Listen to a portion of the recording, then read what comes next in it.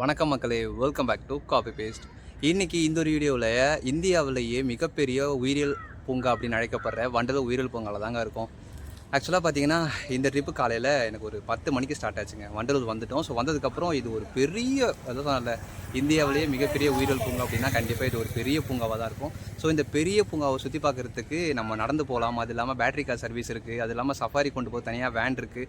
இது இல்லாமல் சைக்கிள் இருக்குது, நார்மல் சைக்கிள் இருக்குது. அதுக்கப்புறம் பார்த்திங்கன்னா பேட்டரி சைக்கிள் இருக்குது. ஸோ இது எல்லாமே இருக்குது. நான் அதில் பார்த்தீங்கன்னா கொஞ்சம் நம்ம சேவ் பண்ணலாம் அப்படின்றதுக்காக பேட்டரி சைக்கிள் எடுத்துக்கிட்டேங்க. ஓகேங்களா, இது வரைக்கும் பாருங்கள், இதுதான் நம்மளோட ட்ராவல் பார்ட்னர். ஸோ இதெல்லாம் ட்ராவல் பண்ணிகிட்டு இருந்தேன். இதுக்கு ஃபேர் எவ்வளோ, அண்ட் நார்மல் சைக்கிளுக்கு ஃபேர் எவ்வளோ, இல்லை பேட்டரி காரில் போனால் ஃபேர் எவ்வளோ, அண்ட் இந்த வண்டலூர் ஜூவில் நம்ம சுற்றி பார்க்க என்ன இடங்கள்லாம் இருக்குது, எவ்வளோ விஷயங்கள்லாம் சுற்றி பார்க்கலாம், எவ்வளோ நேரத்துக்குள்ளே சுற்றி பார்க்கலாம், அண்ட் இங்கே வரதுக்கு கரெக்டான டைம் என்ன, எப்போ வந்தால் சூட்டபுளாக இருக்கும் அப்படின்ற எல்லா விஷயத்தையுமே இந்த ஒரு அட்டாச் பண்ணியிருக்கேன். அண்ட் வீடியோ ஃபுல்லாக பாருங்கள். வாங்க வீடியோக்குள்ளே போகலாம்.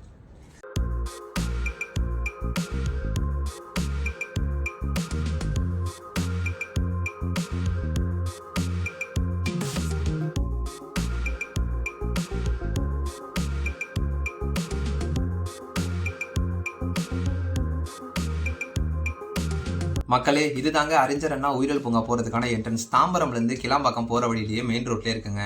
ஓப்பனிங் டைமிங் பார்த்தீங்கன்னா காலையில் 9 மணிலேருந்து ஈவினிங் 5 மணி வரைக்கும் ஓப்பனில் தாங்க இருக்கும். உள்ள என்ட்ரி ஆனதும் இங்கே வண்டி பார்க் பண்ணுறதுக்காகவே பெரிய பார்க்கிங் ஸ்பேஸ் இருக்குங்க. காருக்கு 150 ரூபா சார்ஜ் பண்ணுறாங்க, அண்ட் பைக்குக்கு 40 ரூபா சார்ஜ் பண்ணுறாங்க. பார்க்கிங் ஆப்போசிட்லேயே டிக்கெட் கவுண்டர் இருக்குங்க. கிட்டத்தட்ட பார்த்தீங்கன்னா ஒரு 16 டிக்கெட் கவுண்டருக்கு மேலே இருக்குங்க. இந்த டிக்கெட் கவுண்டர் பக்கத்தில் எந்தெந்த கேட்டகரிக்கு எவ்வளோ டிக்கெட் அப்படிங்கிற எல்லா விஷயத்தையுமே இங்கே மென்ஷன் பண்ணி வச்சிருப்பாங்க. இதை பார்த்து படிச்சுட்டு நமக்கு எந்த கேட்டகரியில் எந்த டிக்கெட் வேணுமோ, எத்தனை டிக்கெட் வேணுமோ அதை நம்ம இங்கே வாங்கிட்டு போகலாங்க. இங்கே பார்த்தீங்கன்னா வாரத்தில் 6 நாள் ஓப்பனில் தாங்க இருக்கும். செவ்வாய்க்கிழமை மட்டும் லீவு. ஸோ அந்த டைம் பிளான் பண்ணிடாதீங்க. கேஷ் கொடுத்து டிக்கெட் வாங்கணும் அப்படின்னா டிக்கெட் கவுண்டர் டிக்கெட் வாங்கிக்கலாம். இல்லைப்பா நான் ஆன்லைனில் பே பண்ணி வாங்கிக்கிறேன் அப்படின்னா அது ஒர்க்கு பார்த்தீங்களா, இந்த மிஷினை நம்ம யூஸ் பண்ணி டிக்கெட் எடுத்துக்கலாங்க. ரொம்ப சிம்பிள் ப்ராசஸாக தான் இருக்கும். டிக்கெட் எடுத்துகிட்டு இங்கே வரும்போது டிக்கெட்டை மட்டும் செக் பண்ணுறது இல்லாமல் பிளாஸ்டிக் பாட்டில் கொண்டு போகிறோமா அப்படின்னு செக் பண்ணுவாங்க. பிளாஸ்டிக் பாட்டில் உள்ளே கொண்டு போகிறோம் அப்படின்னா ஒரு ஸ்டிக்கர் ஒட்டி நம்மகிட்ட 10 ரூபா டெபாசிட் அமௌண்ட் மாதிரி வாங்கிப்பாங்க.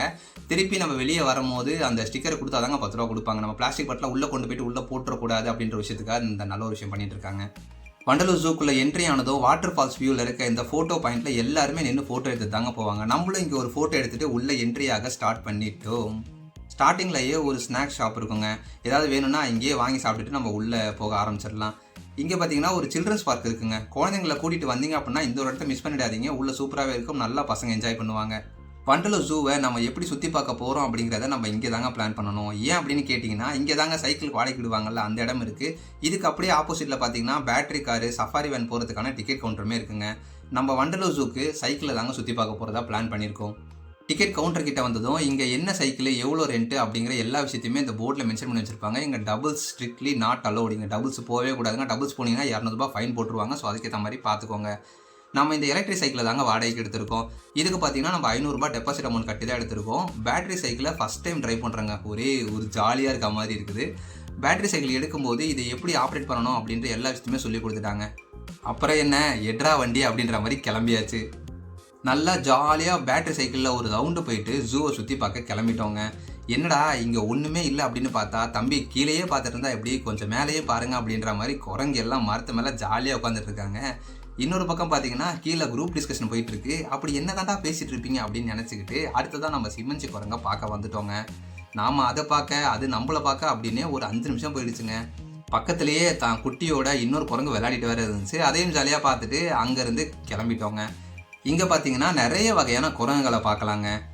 1490 ஏக்கர் பரப்பளவு உள்ள இந்த பூங்கா தாங்க இந்தியாவின் மிகப்பெரிய விலங்கியல் பூங்கா. இங்கே சிங்கம், புலி, சிறுத்தை, காட்டு நாய், நீர்நாய், குரங்கு, குள்ளநரி, கரடி, முதலை, ஆமை, காட்டு மாடு, பறவை இனங்கள்னு நிறைய விலங்குகள் வகைகளை பார்க்கலாங்க. இப்போ நம்ம அடுத்ததாக பறவைகளை தாங்க பார்க்க வந்துட்டோம். இங்கே பாருங்களேன், வெள்ளை மயில். வெள்ளை மயில் எப்போயா தாங்க பார்க்க முடியுது, நல்லாயிருக்கு. பேட்டரி சைக்கிள் ஓட்டுறதுக்கு சூப்பராக இருக்குங்க. எல்லா இடத்தையும் சைக்கிள்லேயே சூப்பராக சுற்றி பார்க்கலாம். பேட்டரி காலி ஆகிடுச்சுன்னா இந்த நம்பருக்கு கால் பண்ணுங்கள், வந்து அந்த இடத்துல பேட்டரி மாற்றி கொடுத்துருவாங்கன்னு சொல்லி ஒரு நம்பரும் நம்ம கையில் கொடுத்துட்டாங்க. பேட்டரி சைக்கிளும் நல்ல கண்டிஷனாகவே இருந்துச்சுங்க. பேட்டரி சைக்கிள் கம்மியாக தான் இருந்துச்சு. ஸோ சீக்கிரம் போனீங்கன்னா தான் உங்களுக்கு பேட்டரி சைக்கிள் கிடைக்கும், இல்லை நார்மல் சைக்கிள் தான் கிடைக்கிற மாதிரி இருக்கும். ஸோ அதுக்கேற்ற மாதிரி பிளான் பண்ணிக்கோங்க. அதெல்லாம் பார்த்துட்டு அதோட பெயர்களை மட்டும் படிச்சுட்டு அடுத்த இடத்துக்கு கிளம்பிட்டோங்க. இந்த இடம் பாருங்களேன் எவ்வளோ பிரம்மாண்டமாக இருக்குது அப்படின்னு. இதுக்குள்ளே ஃபுல்லாக கொக்குகள் தாங்க இருக்குது. அடிக்கிற வெயிலுக்கு ஜாலியாக தண்ணியில் இறங்கி ஒரு குளியலை போட்டுட்டு வெளியில் வந்து ரெக்கையை காய விட்டுக்கிட்டு வேறு லெவலில் என்ஜாய் பண்ணிகிட்டு இருக்குங்க. இது பார்க்கும்போது அப்படியே ஒரு கோவா பீச்சை பார்த்தா எப்படி இருக்கும், ஸோ அந்த மாதிரி ஃபீலாக இருக்குங்க.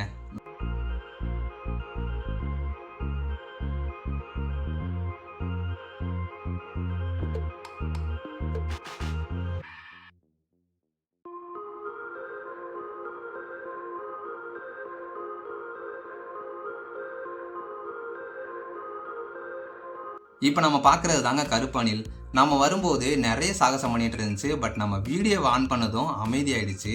என்னடா இது நமக்கு வந்த சோதனை அப்படின்னு நினச்சிட்டு அதை கொஞ்சம் வேடிக்கை பார்த்துட்டு அப்புறமா அங்கேருந்து கிளம்பிட்டோம். இதுக்கு பேர் தாங்க சருகுமான். பார்க்க அப்படியே மான் மாதிரி, அதாவது மான் குட்டியாக இருந்து அப்படி இருக்கும். ஸோ டிட்டோ அதே மாதிரியே இருக்குங்க. ஆனால் இது மான் இனம் இல்லை, பார்க்க மான் மாதிரியே இருக்கிறதுனால இதை சருகுமான் அப்படின்னு சொல்கிறாங்க. அடுத்ததான் நம்ம உண்மையான மான்களை பார்க்க வந்துட்டோங்க. நிறைய வகையான மான்கள் இங்கே இருக்குங்க. எந்த மானை நம்ம பார்த்தாலும் அதுவும் பதிலுக்கு நம்மளை சளைக்காமல் அப்படியே பார்த்துக்கிட்டே இருக்குங்க. என்னடா இது இவ்வளோ டிஸ்டன்ஸ் தான் பார்க்க முடியுது, பக்கத்தில் போய் பார்க்க முடியலையே அப்படின்னு நினச்சிக்கிட்டே இருந்தா, அட நம்ம பக்கத்துலேயே ஒரு மான் நடந்து போயிட்டு இருக்கு. அப்புறம் அதை நிப்பாட்டி ஒரு 2 நிமிஷம் வீடியோ எடுத்துட்டு அப்புறம் அதுவும் கிளம்பிடுச்சுங்க. அடுத்ததான் நம்ம காட்டு மாடுகளை பார்க்க வந்துட்டோங்க. வா, இங்கே பாருங்களேன், பார்க்க எவ்வளோ எவ்வளோ பயங்கரமாக வேற லெவலில் இருக்குது அப்படின்னு. ஆனால் இதை நம்ம எங்கேயோ பார்த்தா மாதிரி இருக்கே அப்படின்னு யோசிச்சுட்டே இருக்கும்போது அங்கே டக்குன்னு ஞாபகம் வந்துச்சு. அட பாகுபலியில் வருமே அதே மாதிரி மாடு தானே இது அப்படின்னு நினச்சிக்கிட்டோம். அடுத்து பியர் கரடியை பார்க்க வந்தாச்சுங்க. இந்த கரடியை பார்த்தது எனக்கு மாசா பியர் தாங்க ஞாபகம் வந்துச்சு. அப்புறம் அதை யோசிச்சுட்டு அப்படியே கரடியை பார்த்துட்டு இருந்தேன். இதோட ஆக்டிவிட்டிஸ்லாம் பார்க்கும்போது அப்படியே மைண்ட் என்ன ஓடுச்சுன்னா, முதல்ல ஒரு கரடி வந்து அப்படியே கீழே இறங்கி போயிடுச்சுங்க. பின்னாடியே வந்து இன்னொரு கரடி, டே எங்கடா போயிட்ட அப்படின்னு தேட, நான் இங்கே தாண்டா உட்காந்துக்கிட்டு இருக்கேன் அப்படின்னு கீழேருந்து குரல் கொடுக்க, அந்த தேட வந்த கரடி நீ இங்கேயே உட்காந்துட்டு அப்படின்னு சொல்லிட்டு அது கிளம்பி போன மாதிரி இருந்துச்சுங்க. அது பண்ண ஆக்டிவிட்டிஸ்லாம் பார்த்துட்டு அடுத்ததாக முதலைகளை பார்க்கலான்னு வந்தாச்சுங்க. முதலைகளில் நிறைய வகைகள் இருக்குங்க, அதெல்லாமே இங்கே பார்க்கலாங்க. ஆனால் ஏதாவது ஒரு முதலையாவது கொஞ்சம் அசையும், நம்ம வீடியோ எடுத்துருவோம் அப்படின்னு பார்த்தா துளி கூட அசையவே இல்லைங்க. சொன்ன சொல் தவற மாட்டான் இந்த கோட்டை சாமி அப்படிங்கிற மாதிரி அப்படியே இருந்துச்சுங்க. சரி தண்ணிக்கு மேலேருந்து பார்த்தா தான் நீ அசைய மாட்டேங்கிற அப்படின்னு தண்ணிக்கு அடியில் போய் பார்க்கலான்னு பார்த்தா அங்கேயும் அப்படியே தாங்க இருக்குது. ஆனால் இப்போ நம்ம பார்க்கும்போது இங்கே இருந்த ஆமையும் மீனும் இந்த இடத்த நல்லா என்ஜாய் பண்ணிட்டு இருந்துச்சுங்க. சரி நீ இப்படியே இரு அப்படின்னு சொல்லிட்டு நாங்கள் அங்கேருந்து கிளம்பிட்டோங்க. அடுத்து நாங்கள் நீர் நாயை பார்க்க வந்துட்டோங்க. 2 நீர் நாயில் ஒரு நீர் நாய்க்கு மதிய சாப்பாட்டுக்கு ஒரு மீன் பிடிச்சிருச்சு. அதை பிடிச்சி நறுக்கு முருங்க கடிச்சு சாப்பிட்டுட்டு இருந்துச்சு. இன்னொரு நீர் நாய் டே எனக்கு சூறங்கடா அப்படின்னு தேடிட்டு இருந்துச்சு. ஸோ அதெல்லாம் பார்த்துட்டு சரிப்பா நாங்கள் அங்கேருந்து கிளம்புறோம்ப்பா அப்படின்னு சொல்லிட்டு அங்கேருந்து கிளம்பிட்டோம். அப்போ பார்த்தீங்கன்னா வெயில் வேறு லெவல் அதிகமாக இருந்துச்சுங்க. இந்த வெயிலை சமாளிச்சுட்டு இது எப்பறம் நம்ம சுற்றி பார்க்க போகிறோம் அப்படின்னு யோசிச்சுட்டே இருந்தப்போ தாங்க இந்த ஷவர் பாத்தை பார்த்தேன். ஆஹா வெயிலுக்கு எவ்வளோ இதமாக இருக்கும் அப்படின்னு நினச்சிக்கிட்டு சைக்கிளில் அப்படி இப்படின்னு ஒரு 4-5 ரவுண்டு ஜாலியாக போய் கொஞ்சம் அந்த வெயிலில் அந்த சூட்டை தணிச்சிக்கிட்டு கொஞ்சம் ஃப்ரீ ஆகிட்டு திருப்பி சுற்றி பார்க்க ஆரம்பிச்சிட்டாங்க. இங்கே தான் வங்கப்புலி இருக்குது அப்படின்னு சொன்னாங்க. சரி எங்கே இருக்குன்னு நானும் தேடிக்கிட்டே இருந்தேன், நம்ம கண்ணிலே தென்படலைங்க. அப்புறம் பக்கத்தில் இருந்தோ தான் சொன்னார், தம்பி அதோ பாருங்கள் அங்கே தூரத்தில் தெரியுதா அப்படின்னாங்க. எங்கே ஒன்றுமே தெரியலையே அப்படின்னு ஜூம் பண்ணி பார்த்தா அட ஆமாங்க அதோ தெரியுது பாருங்க. எப்படியோ பார்த்தாச்சுங்க. அதுக்கு அப்படியே ஆப்போசிட்டில் தாங்க சிங்கம் இருக்குன்னு சொன்னாங்க. காட்டு ராஜா எங்கே இருக்கான்னு தேடிக்கிட்டே இருந்தா இந்த வாட்டியும் கண்ணில் படலைங்க. அட ஆமாங்க அதோ மல்லாக்கா படுத்துட்டு இருக்குது பாருங்க. சரி அப்படின்னு இதையும் பார்த்தாச்சுப்பா அப்படின்னு அடுத்து வெள்ளை புளியை பார்க்கலாம் அப்படின்னு வந்துட்டாங்க. இங்கேயும் பக்கத்தில் வெள்ளை புளியை பார்க்கவே முடியலங்க, தூரத்தில் தான் இருந்துச்சு. ஆனால் ஒரே ஒரு ஆதலான விஷயம் என்ன அப்படின்னு பார்த்தீங்கன்னா, அது மூமெண்ட்லேயே இருந்ததுனால அது வெள்ளை புளி நல்லாவே தெரிஞ்சிச்சுங்க. என்னடா இது சிங்கமுலியெல்லாம் ரொம்ப தூரமாக இருந்துச்சு, கொஞ்சம் கிட்டேருந்து பார்க்க முடியலையே அப்படின்னு நினச்சிட்டு வருத்தத்திலேயே வேறு இடத்துக்கு கிளம்பிட்டு இருந்தோம். போகிற வழியில் பார்த்தீங்கன்னா இங்கே புளியை பார்த்தோங்க. இந்த கம்பியை ஒட்டி அது நடந்து போகும்போது ஐயோ வேற மாதிரி இருந்துச்சுங்க. அப்படியே நடந்து போகும்போது ஒரு சின்னதாக ஒரு சவுண்டு கொடுத்துச்சு பாருங்க. ஒரு செகண்ட் சும்மா ஜர்க்கு விட்டுருச்சுங்க.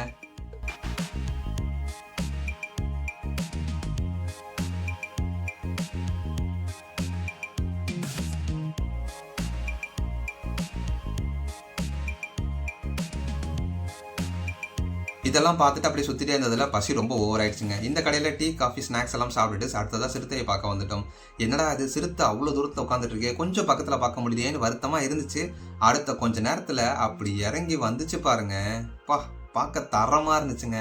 லாங்கில் இருக்கும்போது ஒன்றும் தெரியல, அப்படி கிட்ட அப்படி இந்த கிராஸ் பண்ணி போகும்போது வேற மாதிரிங்க செம்மையாக இருந்துச்சு. ஸோ இதெல்லாம் பார்த்துட்டு அடுத்ததாக தூரத்தில் நம்ம ஒரு யானையை பார்க்க முடிஞ்சுங்க. இங்கேருந்து பார்க்கும்போது ரொம்ப தூரத்தை தெரிஞ்ச மாதிரி இருந்துச்சு, பட் யானை கொஞ்சம் நல்லாவே தெரிஞ்சிச்சு. அதுக்கு பக்கத்தில் இன்னொரு யானையும் இருந்துச்சுங்க. ஸோ இதெல்லாம் பார்த்துட்டு அடுத்ததான் நம்ம ஒட்டகச்சிவிங்க பார்க்க வந்துட்டாங்க. வண்டலூர் ஜூக்கு ஒரு 3 தடவை வந்திருப்பேன், ஆனால் இப்போ தான் ஃபஸ்ட் டைம் ஒட்டகச்சிவிங்க பார்க்க முடிஞ்சிச்சு. ரொம்பவே ஹாப்பியாக இருந்துச்சுங்க. ஒன் டே ட்ரிப்புக்கு செம்ம ஒத்தான பிளேஸ் அப்படின்னா அது வண்டலூர் ஜூ தாங்க. வீட்டில் இருந்து பாக்ஸில் சாப்பாடு எடுத்துகிட்டு வந்தால் உள்ள அலோவ் பண்ணுறாங்க. ஸோ சாப்பாடு எடுத்துக்கிட்டு ஃபேமிலியாக வந்தீங்க அப்படின்னா ஒன் டே ஃபுல்லாக நல்லா சுற்றி பார்த்து என்ஜாய் பண்ணுறதுக்கு செம்மையான பிளேஸ்ங்க நம்ம வண்டலூர் ஜூ. வண்டலூர் ஜூ போகிறதுக்கு எவ்வளோ பட்ஜெட் ஆச்சுன்னு கேட்டிங்கன்னா, என்னோட பட்ஜெட் பார்த்தீங்கன்னா என்ட்ரன்ஸ்க்கு 200 ரூபா, பேட்டரி சைக்கிளுக்கு நான் 4 ஹவர் சுற்றிட்டு அதுக்கு 450 ரூபா ஆயிடுச்சு, ஸ்நாக்ஸ்க்கு ஒரு 50 ரூபா, மொத்தமாக சேர்த்து 700 ரூபா பட்ஜெட் ஆயிடுச்சுங்க. அண்ட் இதோட வீடியோவோட எண்டுக்கு வந்துட்டோம். இந்த வீடியோ உங்களுக்கு பிடிச்சிருக்கும் நம்புறேன். பிடிச்சிருந்தா இந்த வீடியோக்கு ஒரு லைக் போட்டு நம்ம சேனலை சப்ஸ்கிரைப் பண்ணி வச்சுருங்க. அண்ட் இந்த மாதிரி ஒரு வீடியோ பார்க்கணும்னு ஆசைப்படுற உங்களோட ஃப்ரெண்ட்ஸ் அண்ட் ஃபேமிலிக்கு இந்த ஒரு வீடியோவை ஷேர் பண்ணி விடுங்க. அண்ட் இது மாதிரி இன்னொரு சூப்பரான வேற லெவல் வீடியோவோட உங்களை மீண்டும் சந்திக்கிறேன். ஓகே, see you, பாய் பாய் மக்களே.